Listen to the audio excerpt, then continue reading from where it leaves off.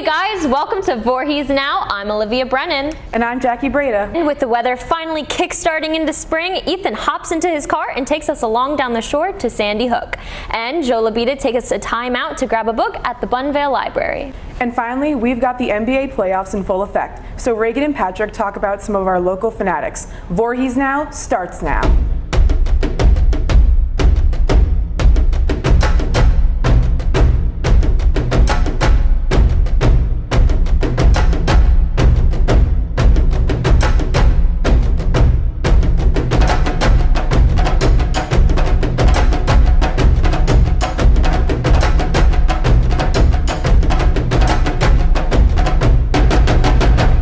And now that it's beginning to feel a lot like summer, let's take a road trip with Ethan down the shore.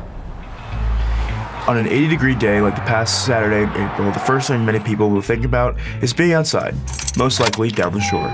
So naturally, I thought it would be a good idea to take a trip down to Sandy Hook, one of the most unique and one of the closest beaches to our area of New Jersey. The first thing I noticed when I arrived was that the temperature was significantly lower. It wasn't 63 degrees everywhere on the hook. The lowest temperature I experienced was 57, all while back home was a sweltering 85. One thing you'll notice though is how many old structures remain on Sandy Hook, like the houses. These are old military houses for what used to be Fort Hancock, New Jersey, which are all about a century old, all surrounding a large common field. A little ways down on the other side of the field, you will see the iconic Sandy Hook Lighthouse, which was built by Isaac Corneau in 1764. You might wonder why the lighthouse is so inland, and that's because it was only about 500 feet from the tip of Sandy Hook at the time. Nowadays, because of the littoral drift, it's about 1.5 miles away. If you walk a little bit further towards the ferry port, you'll pass by what appears to be an old railroad station, which is a stop on the New Jersey Southern Railroad going all the way down a Long Branch.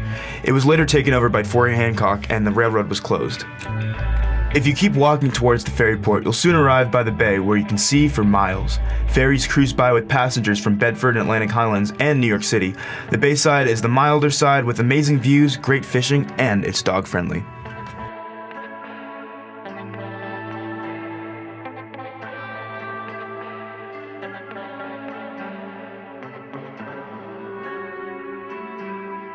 If you cross to the other side of the hook, you'll reach the ocean side, the much colder, windier, and empty part this time of the year.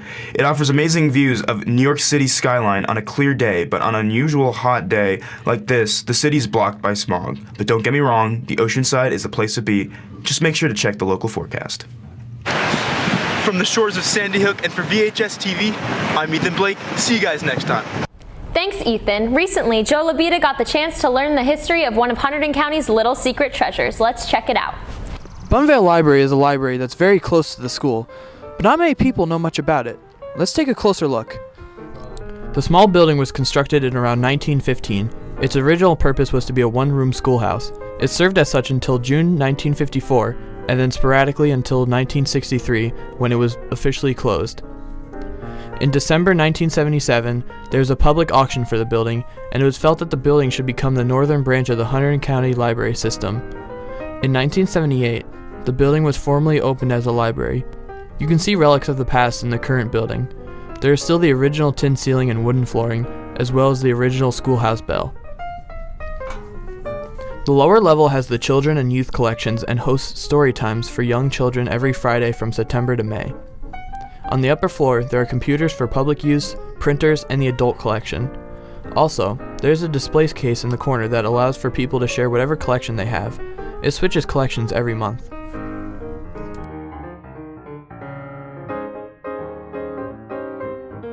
It's neat to see how this building, built for educational purposes, continues to be a place of knowledge still. For Voorhees Now, I'm Joe Labita. And now that the NBA playoffs are underway, everyone's got their opinions, and Reagan and Patrick decided to share a few they found. It's that time of year again, where a new team is crowned champion of the NBA. It's the NBA playoffs. Raptors. Sixers. Houston. Dub Nation. My favorite team is the Philadelphia 76ers.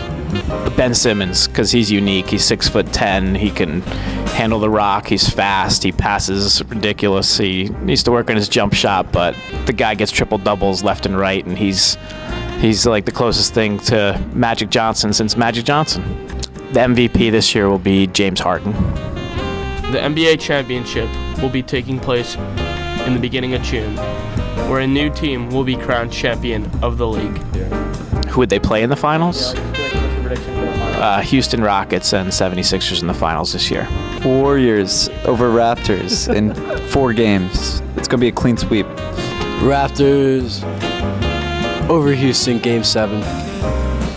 I don't think the Sixers are going to win the championship this year. Next year. I think next year. I got to be realistic. 6. The Rockets are tough. Yeah. LeBron and DeRozan, they're going to go at it.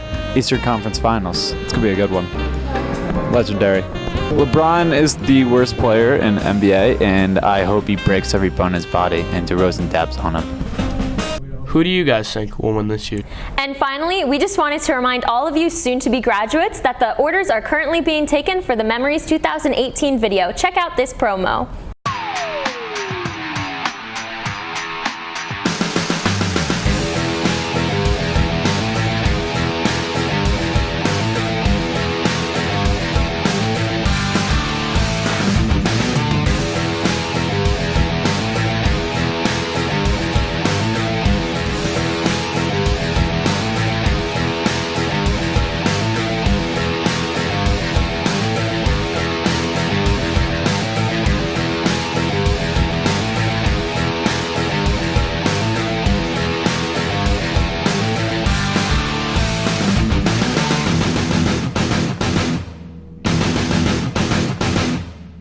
Mr. Brown will be taking orders for the memory video right up until graduation on June 12th. All that info can be found at VoorheesTV.com or just click the link below.